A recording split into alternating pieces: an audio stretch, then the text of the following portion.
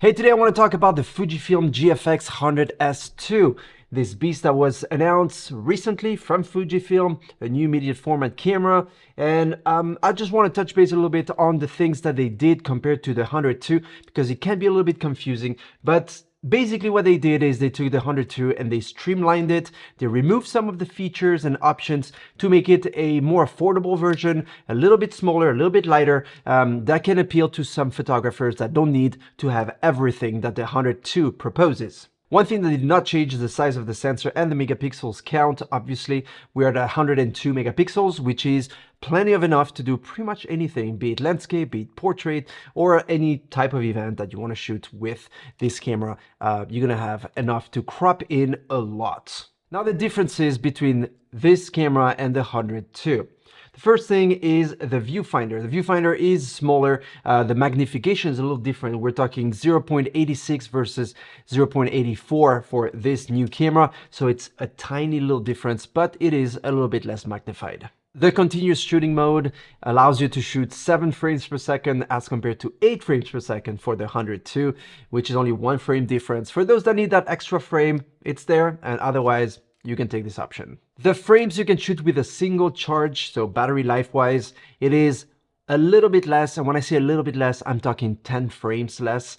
So you can shoot up to 530 instead of 540 for the 102, which to some means absolutely nothing. To me, it means absolutely nothing because I don't normally kill the battery when I take photos. I try to get down to around 20% and I swap it for a fresh new. So to most people, that's not going to be a big deal, but it's a difference. Let's not talk viewfinder because that's a bigger difference than the rest of the things that I'm going to tell you in this review. It is now 5.76 million dots as compared to 9.44. So it is almost half the resolution of the other viewfinder that you find on the GFX 102. It's not a big deal, by all means. I did not notice that much of a difference, to be honest, but some of you might find a difference. And also there's the fact that you can't put the tilting viewfinder, you know, the one that you can look from above, like you would do with, for example, a Rolleiflex or older cameras, medium formats, and so forth. So that is something to keep in mind. Some of you need it, some of you don't. It's a nice to have for me, at least. Another difference is the maximum resolution when you're shooting video. With this S2, you can shoot up to 4K. With the 102, you can shoot up to 8K. Now, do you need that extra resolution? That's up to you. I personally don't, but people that want to shoot up to 8K in video will have to take the bigger version. There is no full-size HDMI port. That's a pity because I shoot video and I like to be able to, you know, plug an external monitor on a full-size HDMI. I don't like to use any other type of HDMI ports, but that's how it is. And the other thing is that there's no Ethernet port on this S2. So you will have to get the bigger model if you want to have that port. Let's talk weight. The weight is different on this camera. It weighs 147 grams less than the GFX 102, which to some is not a lot, but it is still a difference. We're talking 1 kilo 30 grams compared to 883 grams for this one. I personally noticed the difference, but not just in weight, but also in size. In fact, the size is different too.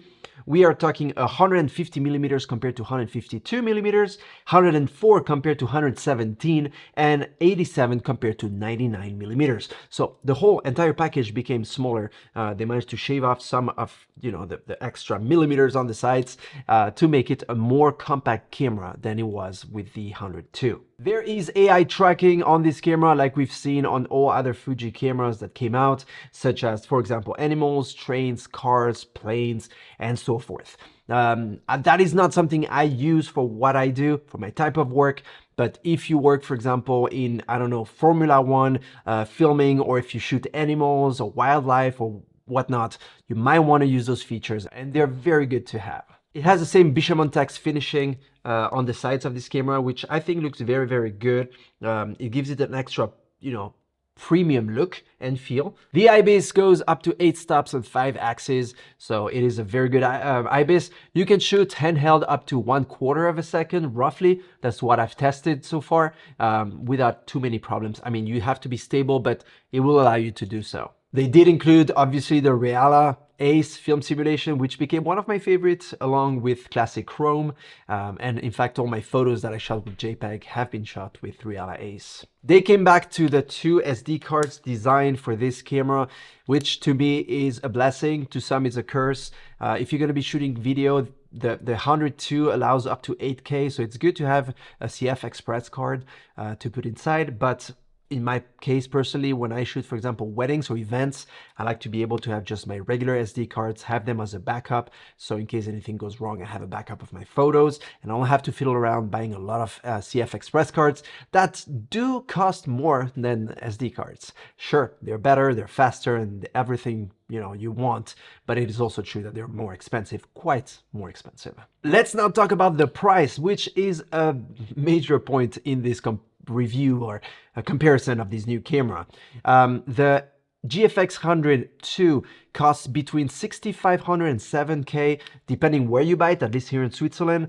And this one will cost between 4,800 and 5,000 bucks. So it's a difference of around $2,000, which will allow you in turn to buy yourself an extra lens or extra accessories, or just save it for something else. So if you don't need all the extra features that the X102 gives you, I will definitely give a look at this X100 S2. That to me is a very good successor of the other camera, and it will open the door to having more people shoot GFX medium format, because the price is actually very good. It's a price that you can afford, I think, and that provides an excellent quality of photos. If you have any question, like always, write it down in the comment section below. I see you in my next video. Don't forget, or consider at least, subscribing so you don't miss any of my future videos. Keep taking medium format photos, and I see you very soon. Cheers.